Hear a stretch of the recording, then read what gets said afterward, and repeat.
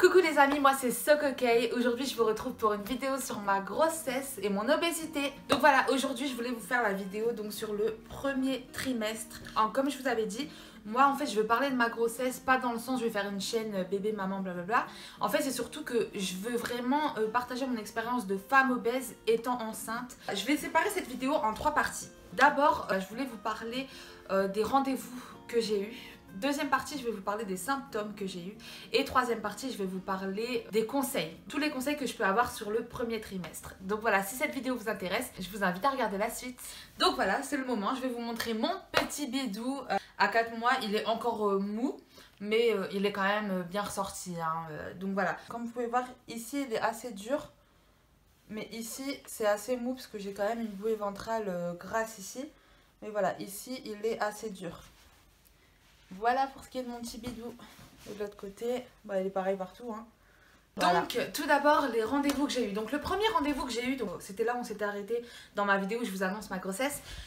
C'était le rendez-vous que j'ai pris avec mon docteur généraliste pour confirmer ma grossesse. Pour ceux qui débarquent sur ma chaîne, j'habite en Australie, j'habite pas en France. Donc, les rendez-vous peuvent être un petit peu différents. Je sais pas trop comment ça se passe en France. Donc je pense que c'est à peu près pareil. Donc j'ai eu d'abord rendez-vous avec mon médecin généraliste qui m'a confirmé ma grossesse, qui m'a dit que j'en étais à 5 semaines.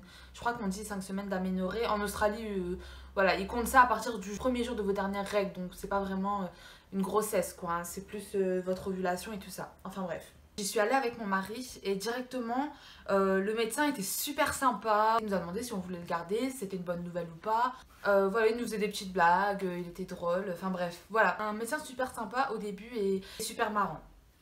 Après, il nous a un petit peu parlé de comment la grossesse se passait un petit peu, le genre de rendez-vous qu'on allait avoir, pas trop, mais un petit peu. Il nous a donné quelques informations. Voilà, il m'a dit qu'il voulait que je fasse une échographie donc à 8 semaines, donc 3 semaines plus tard, tout simplement pour voir si le fœtus était viable. Déjà, c'est un terme que j'aime pas trop parce que c'est très inquiétant de dire ça à quelqu'un qui est enceinte. Regarder si le fœtus est viable. Peut-être que c'est le terme que tout le monde utilise et peut-être que c'est normal, mais j'aime pas cette phrase en fait.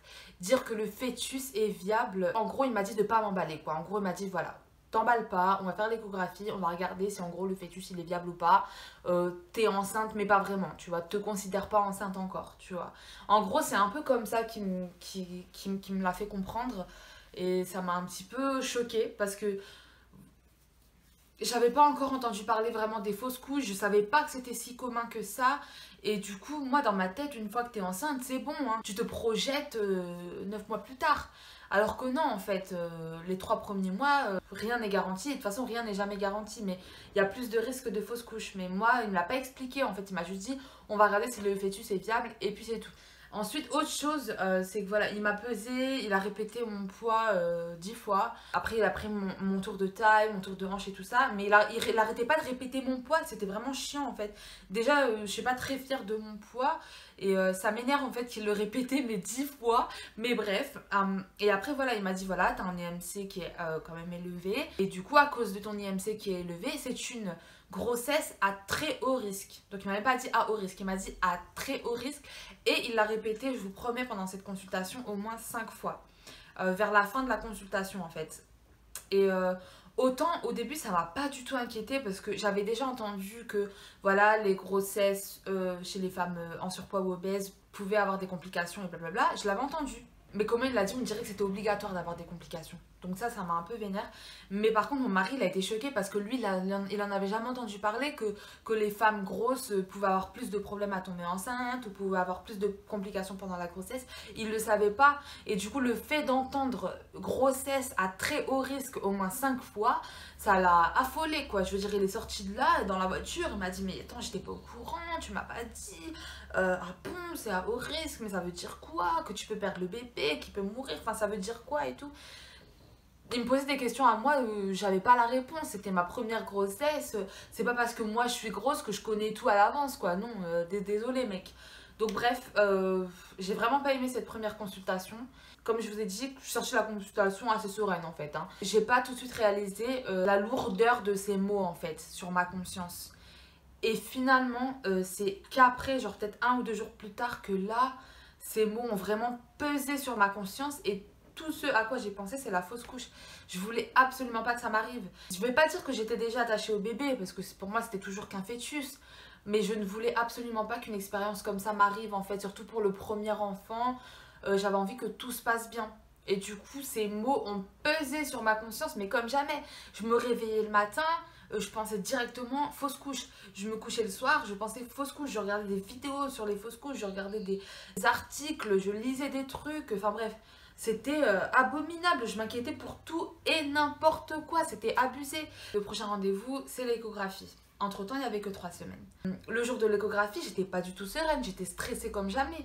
J'étais excitée d'arriver à cette échographie et j'étais stressée comme jamais. En plus, vous lisez des trucs sur internet qu'apparemment avec la couche de gras, vous pourrez pas faire l'échographie sur le ventre, qu'il faudra un truc qu'on vous met à l'intérieur du vagin. Ça m'a vraiment fait peur et tout. Et finalement, non, elle m'a fait l'échographie au-dessus du ventre, aucun problème, on voyait bien, enfin bref. J'étais trop contente, ça m'a vraiment apaisée, fait du bien.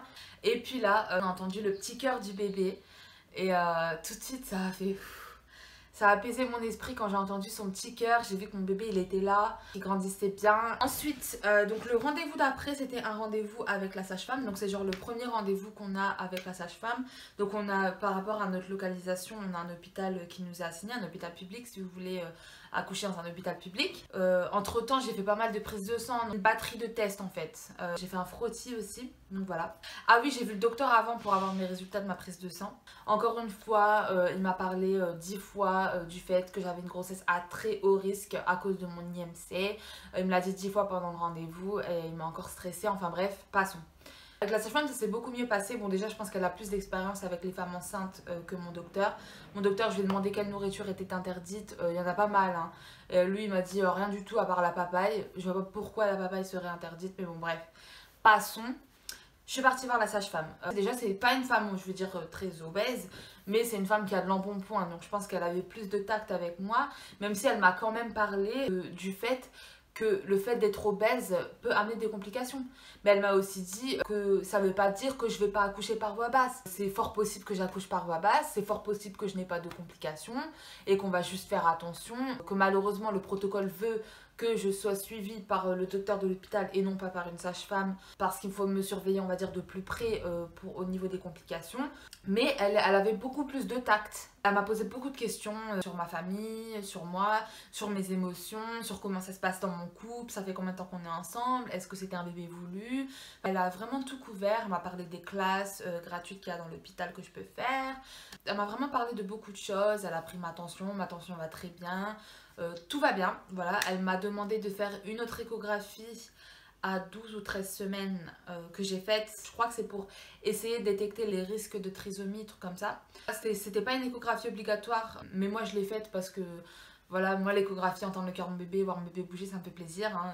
L'échographie s'est bien passée. La dame qui m'a fait l'échographie m'a dit que le bébé était très très actif, qu'il bougeait énormément, même si je pouvais pas encore le sentir. Elle m'a conseillé d'aller chez le dentiste aussi, non pas qu'elle a vu mes dents et qu'elle s'est dit elles sont pourries. Il faut savoir que déjà vos gencives sont plus fragiles et vous avez plus de risques d'infection.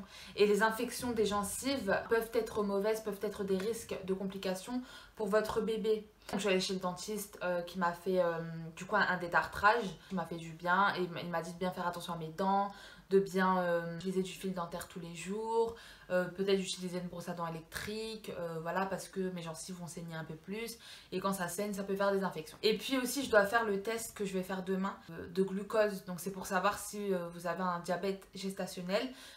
Étant encore une fois obèse, je dois le faire plus tôt dans la grossesse qu'une femme normale, encore une fois entre guillemets. Moi elle m'a demandé de le faire quand j'étais à 10 ou 11 semaines, elle m'a demandé de le faire dans la semaine, j'ai pas eu le temps, là je suis à presque 16 semaines. J'ai pas eu le temps à cause des fêtes de fin d'année, donc du coup je dois faire ça et puis après entre 19 et 20 semaines elle m'a demandé de refaire une échographie et cette fois-ci c'est pour voilà, c'est pour regarder si tout va bien et je pourrais connaître le sexe du bébé enfin. Ici ça se fait assez tard en fait, c'est 19-20 semaines que vous pouvez savoir le sexe du bébé. Donc j'attends cette échographie avec impatience qui devrait se passer dans moins d'un mois. J'ai trop hâte. Donc voilà pour tous les rendez-vous que j'ai eu, les remarques que j'ai un peu eues. On m'a beaucoup répété grossesse à haut risque, grossesse à haut risque, grossesse à haut risque. Ce qui m'a beaucoup stressée. Maintenant en étant à 15 semaines et en ayant toujours les symptômes que j'avais au début, Je m'inquiète plus. Je sens pas encore le bébé bouger. Enfin, je pense pas. Mais je le sens qu'il est là en tout cas. Je le sens que ça tire. Je m'inquiète plus. Mais c'est vrai que les 3 premiers mois, mais j'étais inquiète comme pas possible. Voilà. Et là maintenant ça va beaucoup mieux. Je suis un peu plus relax. Deuxième partie de cette vidéo, on va parler des symptômes.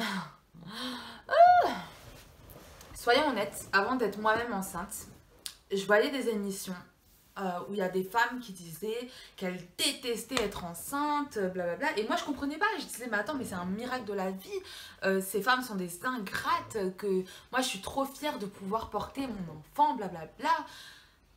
Non, mais en fait, c'est pas si marrant que ça d'être enceinte, en fait. En fait, moi, on m'avait pas dit tous les symptômes qu'il y avait. Encore une fois, je suis très fière de pouvoir porter mon enfant et je serais dégoûtée si je pouvais pas porter un enfant, franchement. Donc, je suis très contente de pouvoir porter un enfant. C'est génial. Mais c'est vrai que les symptômes sont archi relous. Déjà, premier symptôme que j'ai eu, c'est un gros coup de fatigue. Mais au point qu'à 10h du matin, il faut que je fasse une sieste. À 14h, il faut que je fasse une sieste. À 18h, il faut que je fasse une sieste. Et après, je vais dormir à 22h. Enfin, c'est pour vous dire que vraiment, je suis... chaos technique, j'arrive pas à fonctionner. Après, dès que je sors dehors, c'est encore pire. J'ai le souffle un peu coupé, j'ai du mal à respirer et tout. Enfin, je marche, je respire fort et tout. Enfin bref, ça c'était au début. Là maintenant, ça va mieux.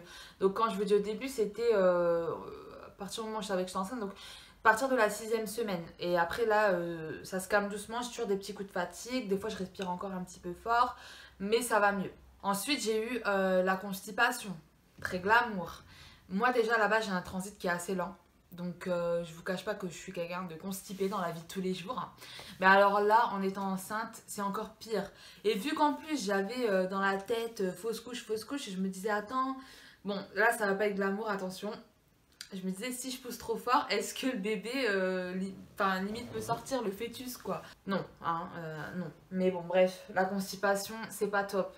Vient avec ça les ballonnements. C'est-à-dire qu'au début j'avais déjà un ventre gonflé alors que c'était pas ma grossesse. Je le sentais bien que c'était les ballonnements. Vient avec les ballonnements les gaz, encore une fois très glamour. Vers le bas ou vers le haut, hein, les deux. Hein. J'ai souvent le hockey, j'ai souvent des renvois, enfin bref, c'est vraiment pas glamour quoi. Mon mec il me regarde comme ça, genre oh mon dieu quoi. Au début, dès que je mangeais, j'avais la panse pleine pendant des heures, mais jusque là quoi, j'avais l'impression de sortir d'un resto à volonté. Ça aussi, ça ne se produit plus tellement, mais c'était horrible. Et puis encore une fois, j'étais inquiète, je me disais, mais attends, j'ai l'estomac tellement plein, ça me fait mal au ventre. Ça doit écraser mon bébé aussi et tout, ne pas lui laisser la place, le pauvre, enfin bref. Et puis arrivé vers la 7e, 8e semaine, et sont venues les nausées. Alors on dit qu'elles viennent le matin, mais moi le matin j'ai rien du tout. Moi ça vient à partir de l'après-midi. Et c'est dès que j'ai l'estomac vide, donc même si j'ai pas faim, il faut que je mange pour ne pas avoir de nausées. Ça c'était entre la 7e et la 8e semaine. Mais là maintenant, les nausées, c'est tout le temps en fait. Je suis à 15 semaines, on m'a dit que ça s'arrêtait à 13, mais moi j'ai des nausées tout le temps, j'en ai marre. D'ailleurs, j'ai commencé à vomir à la 13e semaine. Les nausées, ça m'énerve, j'en ai marre, j'ai envie que ça s'arrête. Et là pour l'instant, j'ai pas de nausées, merci mon Dieu. Mais dès que je parle de nourriture, dès que je parle de nausées, c'est pas possible. Ah oui, un autre symptôme que j'ai eu, c'est qu'on vous conseille de dormir sur les côtés quand vous êtes enceinte, surtout sur le côté gauche. Mais voilà, moi j'ai toujours dormi sur le dos, donc souvent je me retourne la nuit et je redors sur mon dos. Et une fois en fait, je sentais plus mes jambes. Enfin, j'avais des fourmis dans toutes les jambes et dans toute ma main. Ça m'est arrivé 2-3 fois. Ça c'est pas trop dérangeant, ça passe après un moment. Hein. J'ai eu quelques brûlures d'estomac, mais ça c'est plus récent. Ça c'est plus vers la 14e semaine que j'ai commencé à avoir des petites remontées acides quoi. Mais ça va, c'est pas trop méchant encore, ça va. Je préfère ça que les nausées en fait. Et après j'ai eu des moments où j'ai eu extrêmement soif. Ouais. Mais là ça va encore aussi. Ah oui, j'ai oublié comme symptôme, faire pipi tout le temps. Donc moi j'ai envie de faire pipi, mais je fais pipi un petit peu, je fais pas pipi beaucoup. Et je me réveille toutes les nuits pour faire pipi, j'en ai marre. Enfin bref. Voilà pour ce qui est des symptômes que j'ai eu qui sont pas très marrants. Donc j'attends vraiment que ces symptômes-là puissent partir pour avoir apparemment le regain d'énergie qu'on dit qu'on a. C'est vrai que moi j'ai moins de fatigue, mais je dirais pas que j'ai un regain d'énergie quoi, non. Moi je suis quelqu'un à la base de très dynamique, qui est jamais fatigué, qui sort tout le temps, qui fait tout le temps quelque chose, qui est tout le temps debout, je suis jamais assise. Et là, en étant enceinte, je suis une loque. Hein. Je vous le dis, je suis une loque, une grosse feignante. Pour ce qui est des conseils, pour pallier aux symptômes, pour ce qui est des ballonnements, j'ai remarqué que ça m'arrive souvent les ballonnements et puis le fait de me sentir pleine comme si je sortais du resto à volonté, c'est souvent quand je mange des pâtes en fait. Donc j'évite de manger des pâtes, bah, d'ailleurs j'en mange plus du tout, je mange plus du tout de pâtes. Pour ce qui est des nausées aussi, je vous conseille d'éviter tout ce qui est gras, donc tout ce qui est frit. D'ailleurs ça me dégoûte rien d'en parler. Tout ce qui est trop riche en fait, tout ce qui est trop crémeux, fromage et tout ça. Évitez ces choses-là, déjà vous allez prendre du poids pour rien et puis en plus ça va vous ballonner, ça va vous donner des gaz et ça va peut-être vous donner des nausées. Après moi mon problème c'est qu'au début les légumes, fallait même pas que j'en entende parler, ça me donnait des nausées mais comme pas possible, du coup je pouvais pas en manger, j'étais obligée de manger des trucs secs et à un moment donné il fallait que je mange que des pommes de terre. Pommes de terre au four, pommes de terre purée, pommes de terre bouillies, mais que des pommes de terre, donc du coup je mangeais des frites et tout, enfin bref. Au début, je mangeais assez gras, des lasagnes et tout, alors que maintenant, ça me dégoûte. Évitez de manger des plats qui sont en fait trop riches. Ça va vous aider un petit peu dans tout. Buvez beaucoup d'eau. Et moi, ce que je fais le matin, c'est que je bois un verre de jus de cranberry parce que, en fait, votre système immunitaire est un petit peu plus faible quand vous êtes enceinte et votre énergie part beaucoup dans le développement de votre bébé. Donc du coup, votre corps se défend un petit peu moins bien contre les microbes. Les infections urinaires sont plus fréquentes. Donc moi j'essaie de boire un verre de jus de cranberry tous les matins pour me faire éliminer. Je le bois pas le soir parce que évitez de boire juste avant de dormir, mais buvez quand même beaucoup d'eau pendant la journée, c'est important. Après le docteur va vous dire, hein, mais prenez peut-être des vitamines prénatales, c'est important. Moi je prends du folic acide, mais je sais pas comment ça s'appelle en français. Et puis je prends de la vitamine D parce que quand j'ai fait mes prises de sang, ma vitamine D était trop basse. Voilà, je vous retrouve pour la vidéo du deuxième trimestre sur le même thème. Mais sinon, je reviens prochainement avec mes vlogs de toute façon. Voilà, bisous bisous!